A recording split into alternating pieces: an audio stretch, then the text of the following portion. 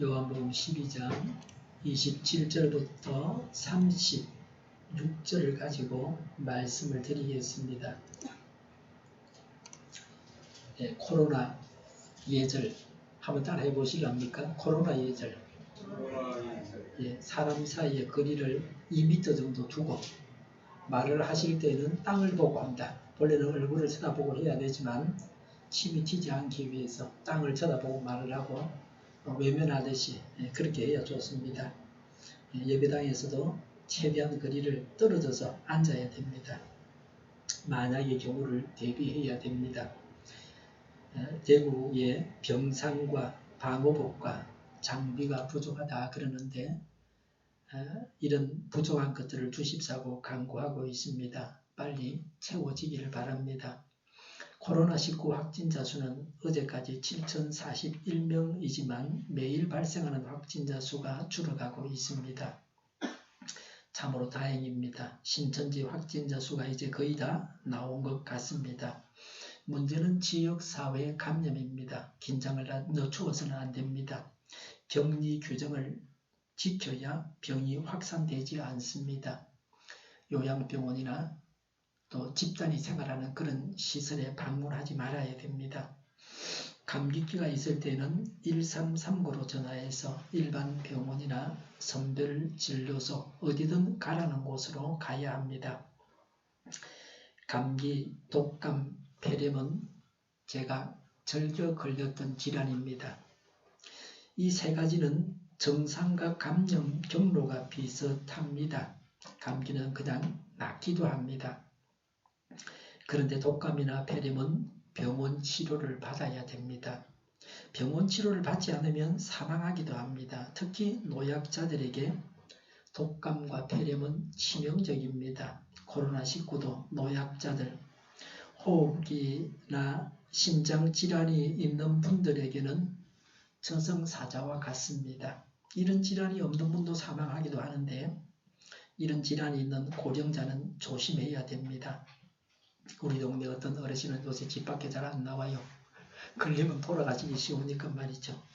치사율은 사망자를 전체 병자의 수로 나눈 것입니다. 전체 병자가 100명인데 한 사람이 사망했다면 1%죠. 독감보다 폐렴은 더 독합니다. 독하다 하는 말은 치사율이 높다는 겁니다.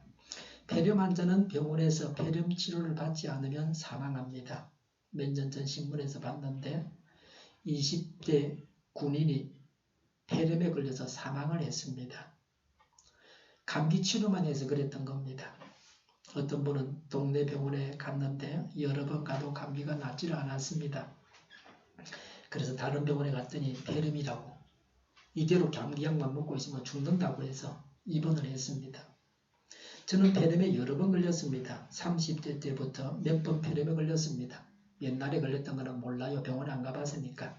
옛날에는 제가 어릴 때는 병원 가기 어려웠어요. 돈이 없어서 병원을 못 갔죠.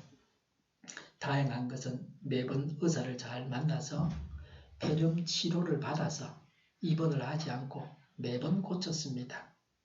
한 20년 전부터 폐렴 백신을 맞고 나서는 폐렴에 걸리지 않았습니다. 전에 폐렴 걸렸을 때 낮에 폐렴 주사를 엉덩이에 맞고 밤에 자는데 주사 맞은 엉덩이 살이 한 10초간 막 떨렸던 적도 있었습니다. 그래서 폐렴약이 독하다 하는 생각을 했습니다. 노약자들이 폐렴에 걸려서 사망하는 경우가 많습니다. 박남순 집사님도 폐렴으로 돌아가셨어요. 한 달간 병원에 입원했다가 그 요양시설에서 병원으로 갔다가 사망하셨는데 주로 어르신들, 병이 있는 분들이 폐렴으로 많이 돌아가십니다. 우리 주변에서 폐렴으로 돌아가신 분들은 꼽으라면 많이 있습니다. 손을 깨끗하게 하고 손을 눈, 코, 입에 가지고 가지 않는 것이 중요합니다. 미국에서 보건 책임자가 기자회견을 하면서 코로나 수칙을 말하는데 얼굴에 손을 대지 마세요 이렇게 말을 하고 나서 1분도 채 안 돼가지고 손가락에 침을 발라갖고 그 발표문 종이를 넘겼습니다.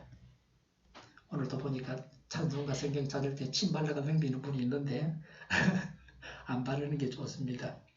여러 사람이 쓰는 거기 때문에 미국 대통령은 몇 주간 얼굴에 손을 갖다 대지 않았다고 말을 했는데 이 말을 하기 이틀 전에 턱을 만지는 것이 포착이 되었습니다. 동영상이 딱 찍혀 있었어요. 부통령은 코를 만진 손으로 악수를 했습니다. 자기도 모르게 손이 얼굴로 가는 겁니다. 저도 이 설교를 준비하면서 계속해서 손이 얼굴에 간다는 걸 알았습니다. 지금도 유 집사님 얼굴에 손을 댔는데 말이죠. 네, 손이 가게 돼 있어요. 근데 뭐 손톱으로 안 돼. 저도 말이죠. 웬만하면 손바닥으로 안 하려고 그러고 말이죠. 입가에 손이 갔습니다. 자기도 모르게 가는 겁니다. 손을 깨끗하게 하는 것과 손을 얼굴에 갖다 대지 않는 것은 매우 어려운 일입니다. 자기도 모른다니까요. 뭐 이렇게 말을 안 하면 손을 대면서도 된 줄도 몰라요. 자연스럽게 그렇게 하는 겁니다. 그래서 손을 깨끗하게 해야 됩니다. 코로나19로 악수하지 않고 손을 자주 씻으니까 독감 환자가 많이 줄었다고 합니다. 불행 중에 다행한 일입니다. 광주의 관공서 창고에 투명 아크릴판을 세웠습니다. 침이 튀지 않게 하려고 그렇게 했습니다. 제가 자리 배치할 때도 제 침이 튀지 않도록 앞자리는 다 비워놨습니다. 몇 년 전에 제가 장염에 걸려가지고 병원에 갔는데 젊은 여자 의사였는데 내과 전문인데 입 가리개를 하고서 상담을 했습니다. 아주 좋아 보였습니다. 침이 튀지 않게 그렇게 하는 거죠. 음식을 만들거나 파는 사람은 입 가리개를 꼭 해야 됩니다. 마트에 가면 먹어보라고 막 그러는데 속으로 내가 그래 침 다 튀었는데 어떻게 먹노? 그리고 안 먹는다 그러죠. 그 잘못 먹었다 그때는 감기 걸려요.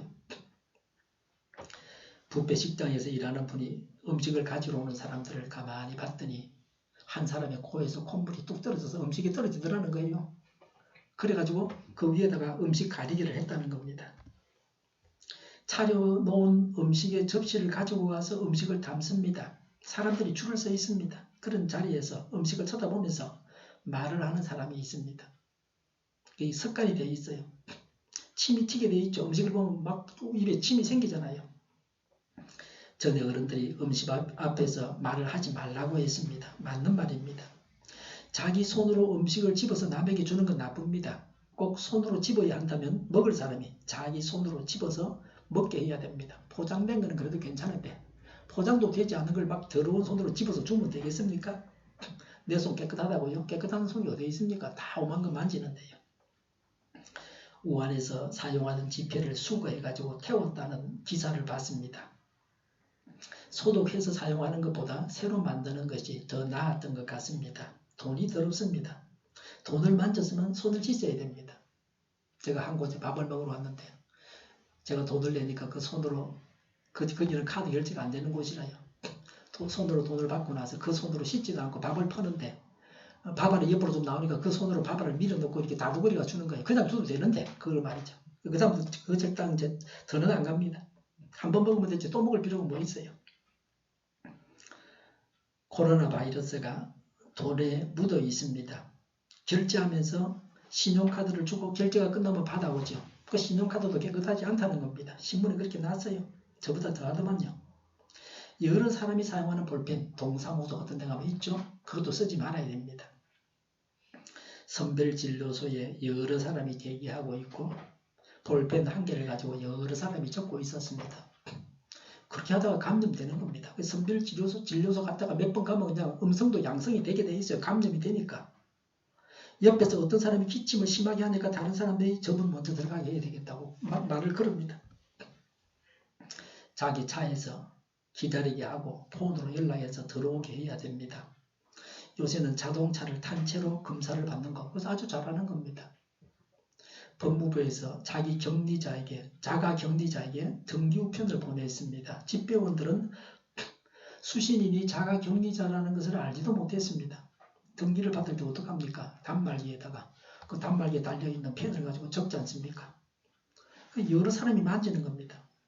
우체국 집배원들이 감염될 뻔했습니다. 문자나 전자문서로 보내야 됩니다. 카톡으로 보내든지 원본을 꼭 필요로 하면 어느 사이트에 들어와서 보라든지 그렇게 해야 되죠. 꼭 옛날 방식만 고집하면 안 됩니다. 집배원이 감염이 되면 얼마나 많은 사람들을 감염시키겠습니까? 배달 가가지고 전부 감염시킬 거 아니에요.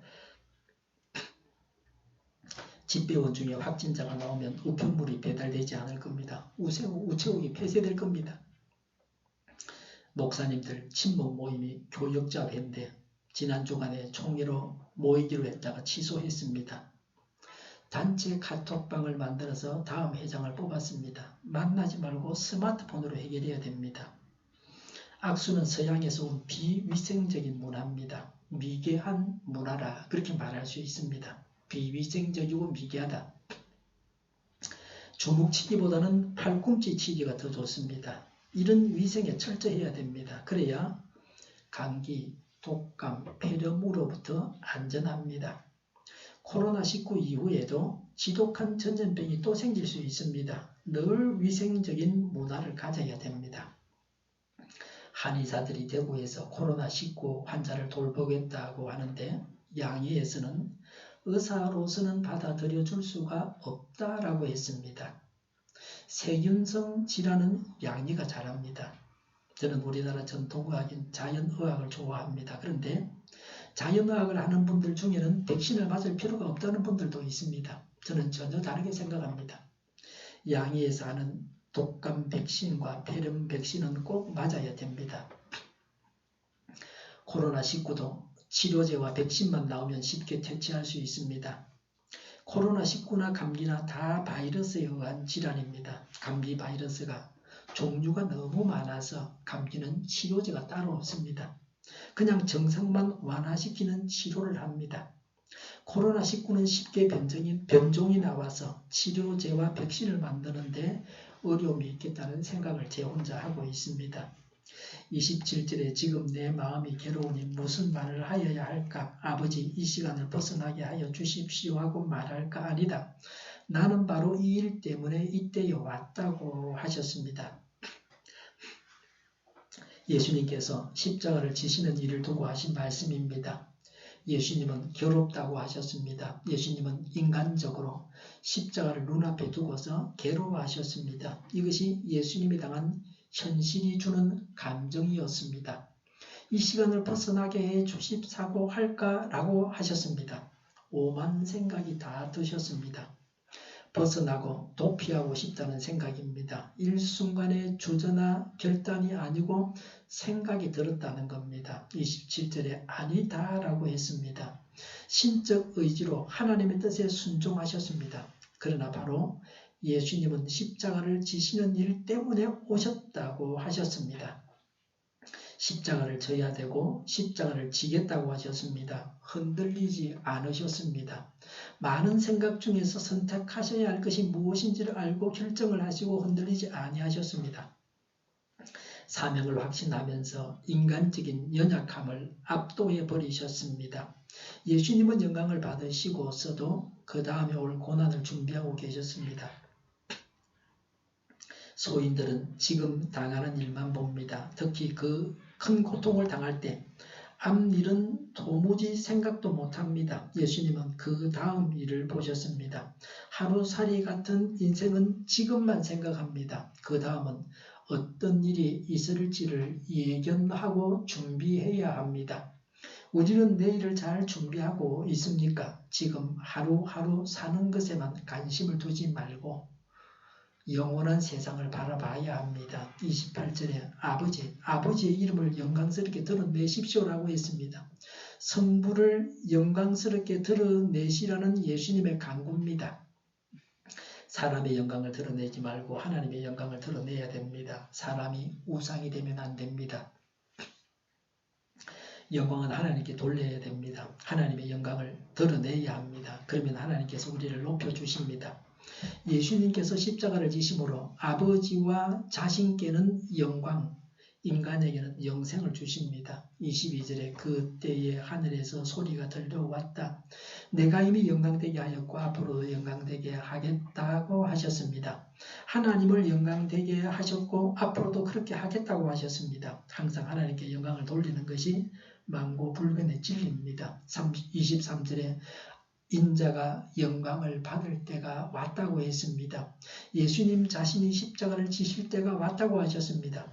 십자가를 지는 것은 영광을 받는 방법이고 과정입니다. 예수께서 온 인류를 위해서 대속의 죽음을 죽으시고 부활하시고 성천하셔서 하나님으로부터 영광을 취하게 되는 때가 왔다는 것입니다. 29절에 거기에 서서 듣고 있던 무리 가운데서 들으는 천둥이 울렸다고도 하고 또 들으는 천사가 그에게 말하였다고 했습니다. 거기에 있던 무리는 무슨 말인지 알지 못했습니다. 예수님만 알아들으셨습니다. 알아듣는 자가 있고 알아듣지 못하는 자가 있습니다. 다른 사람이 하는 말도 알아듣는 사람이 있고 알아듣지 못하는 사람이 있습니다. 사람은 자기가 말을 하고서도 자기가 한 말이 무슨 말인지를 모를 때도 있습니다. 의사가 뭐라고 말을 하는데 듣는 사람이 잘 모르는 거예요. 저는 대학에서 생물학을 공부해서 의사가 뭐라고 말하면 대충 그게 뭐라는 걸 감은 잡아요. 근데 너무 그 말을 들을 준비가 되어 있지 않으면 이해가 안 될 수가 있습니다. 저도 제가 전혀 모르는 분야에 대해서 누가 뭐라고 말하면 이해가 안 됩니다. 남을 설득하는 일은 어렵습니다. 귀를 닫고 있습니다. 남의 말이 귀에 들리지 않습니다. 기초적인 지식이 없어서 전문가들이 하는 말이 이해가 되질 않습니다. 수학 능력 시험을 봐가지고 대학에 입학을 시킵니다. 공부할 기초가 있는 자에게 가르쳐야 교육 효과가 있기 때문입니다. 우리 안에 하나님의 영, 성령이 계셔서 우리는 항상 아는 자가 되어야 합니다. 하나님의 음성을 들어야 됩니다. 성경을 읽으면서 하나님의 음성을 들어야 합니다. 불신자의 말을 들으면서도 하나님이 하시는 말씀을 그 말 속에서 들어야 합니다. 30절에 예수께서 대답하셨다. 이 소리가 난 것은 나를 위해서가 아니라 너희를 위해서이다. 성부께서 말씀을 하시지 않으셔도 예수님은 다 알고 계신다는 겁니다. 그 주위의 무리들을 위해서 성부께서 말씀하셨다고 말하고 있습니다. 31절에 지금은 이 세상이 심판을 받을 때이다 라고 했습니다. 악한 세상이 심판을 받습니다. 예수님께서 십자가를 지심으로 사단의 권세가 깨뜨려지고 사단과 사단에 속한 자들은 최후의 심판을 받게 됩니다. 믿는 자에게 영생이 주어집니다. 불신자에게는 이미 심판이 주어졌습니다. 31절에 이제는 이 세상의 통치자가 쫓겨날 것이다 라고 하셨습니다. 예수님께서 십자가를 지심으로 사단의 심판이 확정되었고 최후 심판에서 무저갱에 갇혀서 추방됩니다. 예수님의 십자가가 우리를 사단의 결박에서 자유롭게 하셨습니다. 지금도 우리를 유혹하고 넘어뜨리려는 마귀가 예수님의 이름 때문에 두려워하고 달아납니다. 예수님으로 충만할 때에 사단이 떠나갑니다. 사단으로부터 자유하게 됩니다. 지금 예수님의 십자가를 믿음으로 사단으로부터 자유를 누리시기 바랍니다. 세상의 악한 통치자가 쫓겨납니다. 이것이 하나님께서 하시는 일입니다. 우리 모두는 악을 버려야 됩니다. 악한 세상의 통치자는 회개하고 하나님의 사람이 되고 하나님의 뜻대로 선한 통치를 해야 합니다. 통치를 맡기신 분이 하나님이십니다. 선하신 하나님의 뜻대로 선하게 다스려야 됩니다. 교회 안에 마귀가 들어와 있습니다. 자유주의 신학자나 이런 사상에 젖어 있는 사람들이 반성경적인 별의별 소리를 다 하고 있습니다. 동성애 차별금지법을 만들어야 된다 그렇게 말합니다. 하나님이 안 계신다 하고 무신론을 주장하기도 합니다. 신학 박사가 그럽니다. 진짜 강력한 마귀는 교회 안에 들어와 있습니다. 교회 속에 들어와 있는 마귀를 대적하고 그런 말에 우리가 현혹되지 말아야 합니다. 32절에 내가 땅에서 들려서 올라갈 때에 나는 모든 사람을 내게로 이끌어 올 것이다 라고 하셨습니다. 예수님이 십자가에 달려 죽임을 당하셔서 모든 인류의 죄값을 다 지불하시고 사람은 예수님을 믿어서 의인이 되고 영원한 하나님의 나라에 가게 됩니다. 33절에 이것은 예수께서 자기가 당하신 죽음이 어떠한 것인지를 암시하려고 하신 말씀이다 라고 했습니다. 예수님은 십자가를 지시는 그리스도 구원자이십니다. 34절에 그때의 무리가 예수께 말하였다. 우리는 율법에서 그리스도는 영원히 살아 계시다는 것을 배웠습니다. 라고 했습니다. 성경의 일반적인 사상입니다. 특별한 구절을 댈 수는 없습니다. 아마 다윗 왕가의 영원한 통치를 말하는 것 같습니다. 34절에 그런데 어떻게 당신은 인자가 들려야 한다고 말씀하십니까? 인자가 누구입니까? 라고 했습니다. 간주에 보면 그리스도를 메시아라고 했습니다. 그리스의 그리스도와 히브리어 메시아는 둘 다 기름 부음을 받은 이를 뜻합니다. 이들은 예수님께서 십자가를 지셔야 한다는 것을 이해하지를 못했습니다. 예수님은 로마의 억압으로부터 식민지 유다 백성을 구원하시는 정치적인 메시아가 아니십니다. 온 인류를 죄에서 구원하시는, 십자가에 달려 죽임을 당하셔서 온 인류를 죄에서 구원하시는 구세주이십니다. 35절에 예수께서 그들에게 대답하셨다. 아직 얼마 동안은 빛이 너희 가운데 있을 것이다. 빛이 있는 동안에 걸어다녀라고 했습니다. 아직은 밝으니 밝은 동안 걸어다니라고 합니다. 이 성경이 기록될 당시는 지금처럼 밤에 전기로 불을 켜서 밝히지는 않았습니다. 길에는 가로등이 없었습니다. 밝을 때 낮 동안은 다닐 수 있습니다. 활동해야 할 때가 있다고 하는 것입니다. 일을 해야 할 때 일을 해야 됩니다. 공부해야 할 때에 공부를 해야 됩니다. 봉사를 할 수 있을 때 봉사해야 됩니다. 기도할 수 있을 때 기도해야 됩니다. 성경을 읽을 수 있을 때 성경을 읽어야 됩니다. 공산주의 국가에서는 성경을 읽었다고 감옥에 넣습니다. 성경책도 없군요. 시력이 흐려져서 보이지 않아서 성경을 못 보는 분도 있습니다. 이렇게 설교를 해도 들리지 않는 분도 있습니다. 귀가 들리질 않습니다. 청력을 상실해서 그렇습니다. 들을 수 있을 때 하나님 말씀을 들어야 됩니다. 남을 도와줄 수 있을 때 도와줘야 됩니다. 아꼈다가 쓰레기가 됩니다. 꼭 필요로 하는 사람에게 적절한 때 나눠줘야 합니다. 냉장고 정리하다 보면 아까운 음식들이 다 버려지는 경우가 있습니다. 음식물 쓰레기로 다 들어갑니다. 진작에 남 좀 주면 될 건데 말이죠. 시간이 있을 때 내 시간을 남을 위해서 내줘야 합니다. 언제나 시간이 있는 것이 아닙니다. 사람이 이 세상을 떠나가야 할 때가 있습니다. 부모님이 항상 같이 사시는 것이 아닙니다. 계시는 동안 함께 시간을 보내야 합니다. 부모님이 이 세상을 떠나가시고 난 다음에 후회를 해도 소용이 없습니다. 지금도 하나님께서 우리에게 명하시는 바를 행해야 합니다. 만나야 할 자를 만나야 됩니다. 복음을 전해야 할 자에게 전해야 합니다. 35절에 어둠이 너희를 이기지 못하게 하여라고 했습니다. 어둠이 이기는 것은 악행을 하는 것입니다. 선행을 하지 않는 것입니다. 어둠의 자식이 되었습니다. 마귀의 일을 하는 것이 마귀의 자식이 되었습니다. 마귀의 일을 하는 마귀의 자식이 되었습니다. 이 세상에는 마귀의 자식이 많습니다. 악한 일을 하는 자들이 많습니다. 코로나19로 죽는 사람이 나오고 의료진들이 목숨을 내어놓고 일을 하고 있습니다. 의료진들은 환자를 바로 대하기 때문에 방호복을 입고 일을 해야 됩니다. 그 방호복 무게가 얼마인지 압니까? 그 방호복 무게가 얼마나 되겠습니까? 3kg이라 그럽니다. 한두 시간 방호복을 입고 있으면 기진맥진한답니다. 어떤 의사는 기절했다가 다시 정신을 차려가지고 다시 일을 했다 그러죠. 가볍고 유연한 방호복을 만들면 좋겠습니다. 신천지 사람들 중에는 협조하지 않는 사람도 있답니다. 다시 그 이만희 총회장이 협조하라고 검사 안 받는 사람은 모임에 나오지도 못한다. 이 사태가 진정되고 나서도 막 그렇게 지금 다 거치는데요. 진작부터 그렇게 해야 됩니다. 그들이 알고 있는 감정 경로를 솔직하게 다 알려줘야 됩니다. 우한에서 사람이 왔는지 또 한국에서 우한으로 간 사람이 어떻게 되었는지를 소상하게 밝혀서 알려줘야 됩니다. 격리 지시를 받았으면 따라야 됩니다. 남에게 병을 퍼뜨리고 다니면 안 됩니다. 자가격리 받은 사람이 처제하고 같이 밥 먹고 있으면 되겠습니까? 그 처제 병 걸리라는 거지. 그렇다면 감옥 간다. 법적으로 그건 불법입니다. 감염을 막기 위해서 어떤 선택을 해야 하는지를 지도자들이 알고 해야 합니다. 36절에 빛이 있는 동안에 너희는 그 빛을 믿어서 빛의 자녀가 되어라고 했습니다. 빛의 자녀는 하나님의 자녀입니다. 구원의 완전성과 적각성을 말합니다.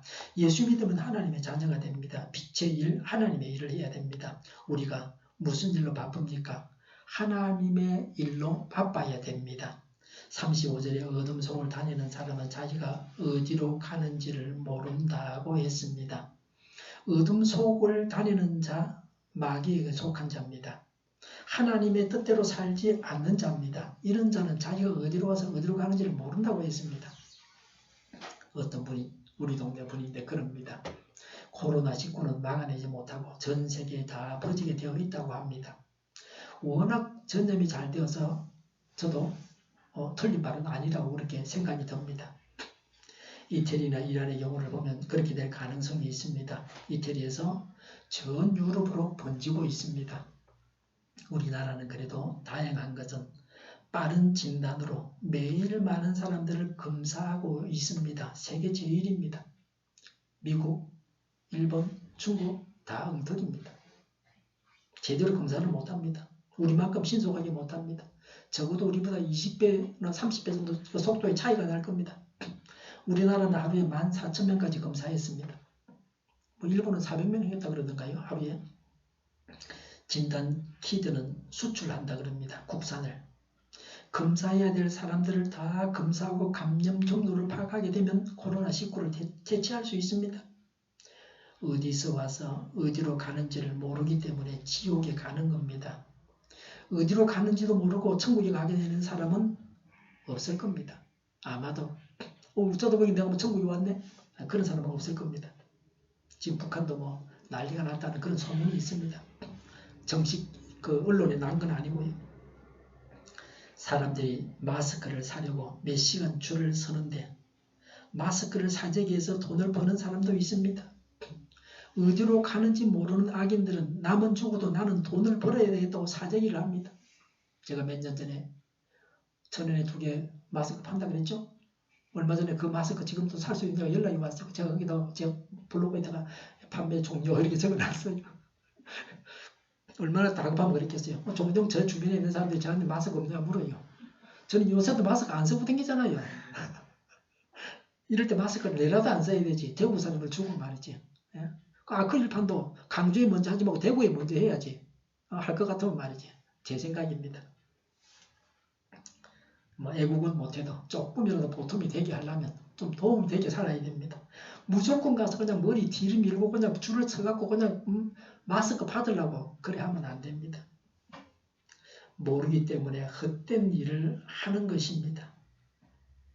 요새 1,500원 한다는 일반 방역 마스크 제 기억에는 한 100개씩 이렇게 사면 옛날에는 많이 살수록 좋다 그래서 1000개도 사면 다 팔았지 옛날에는요. 그 100개씩 이상 이래 사면 한 개 보통 400원 정도 해요. 싼 거는 300 몇십 원 하고 제가 500원에 팔아도 100원씩은 남아 그게. 귀찮으니까 500원에 팔지 그거를요. 장도 팔기 힘들고 그러니까. 근데 그걸 1,500원 주고 왜 사겠습니까? 난 돈이 없어서도 못 사겠어요.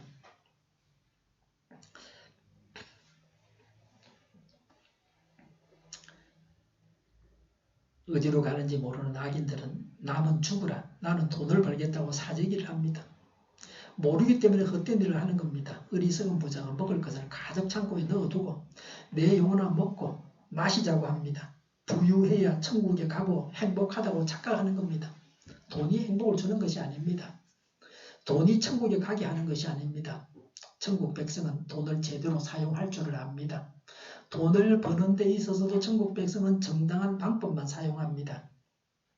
불이하게 모은 재물이 그를 천국으로 인도하지 못합니다. 이단에 속은 자들은 재물과 건강과 자신마저 잃어버리고 영원한 고통을 당해야 됩니다. 예수님은 사람이 구한 것을 주시지 않고 사람에게 정말로 필요한 것을 주십니다. 사람들은 예수님께 메시아 되심을 해명하라는 식으로 말했습니다. 당신의 말에 모순이 있으니 사실을 밝히라고 했습니다. 예수님이 설명해도 쉬운 일이 아닙니다. 계속해서 꼬리를 물고 나오는 질문이 있게 마련입니다. 그러면 말만 많이 하고 별 이득이 없습니다. 모든 것을 아시는 하나님은 사람들이 구하는 것을 그대로 주시지는 않습니다. 예수님의 답변에서 사람들의 필요를 채워주시는 하나님의 사랑을 알게 됩니다. 사람이 우둔해서 자기가 뭘 필요한지도 몰라요. 무슨 말을 해야 되는지도 몰라요. 어디에 뭘 해야 되는지도 모르고 있는 겁니다. 그래서 헛소리나 찌끄리고 있는데 거기다 예수님이 그 말 따라서 꼭 그렇게 말씀해 줄 필요가 뭐 있습니까?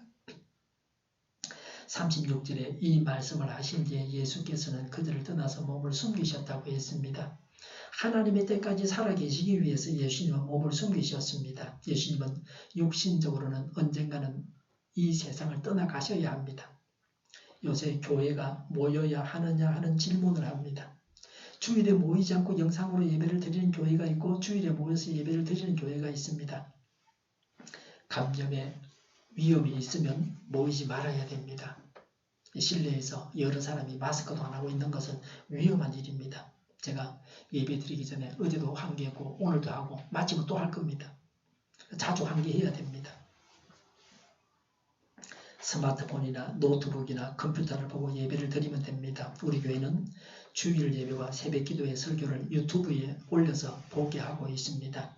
새벽에 일찍 일어나서 새벽 설교도 하고 나서 새벽 설교하고 나서 새벽 기도하고 나서 또 자는 뭐 그런 일들을 허다하게 보게 됩니다. 일찍 일어났으니까. 그렇게 하기보다는 자기가 원하는 시간에 일어나서 스마트폰을 보고 새벽 기도를 하면 됩니다. 새벽 기도 일찍 갔다 와서 다시 자는 것은 건강에도 안 좋습니다. 교회당에서 예배를 드릴 때에도 폰에서 성경 찬송을 보고 해도 됩니다. 스마트폰에 다 있습니다. 다국적 성경인가 그거 해가지고 성경 찬송 다 나옵니다. 우리 교회는 성경 찬송을 예배당에 두고 여러 사람이 만지기 때문에 손때가 묻는 경우도 그런 문제도 있습니다. 깨끗하게 사용하는 것이 중요합니다. 요새 새벽 설교를 보내드리면 다른 교회 성도님들이 새벽 기도해도 못 가는데 보내줘서 고맙다 이렇게 말하는 분들이 몇 분 있습니다. 예수님을 불신하거나 대적하는 자는 심판을 받게 됩니다. 예수님께서 십자가를 지심으로 하나님은 영광을 받으시고 사람들은 예수를 믿어서 영생을 얻었습니다. 하나님께서 우리를 구원하셨습니다. 이 도리를 확신하고 전해야 합니다. 하나님은 정말로 필요한 것을 우리에게 채워주십니다. 우리가 무엇을 구할지라도 우리에게 적절한 것을 주십니다. 하나님을 믿기 때문에 하나님 안에서 하나님의 자녀답게 안식하며 사시기를 바랍니다. 불신 세상을 심판하시고 마귀를 멸하시고 우리를 구원하시고 우리 속에 확신을 더하여 주시고 복음을 전해서 우리의 정도를 통해서 많은 사람들이 구원받게 하고 우리에게 필요한 것을 채워주시는 하나님을 믿고 믿음 안에서 안식하고 성결해야 되겠습니다. 기도하겠습니다.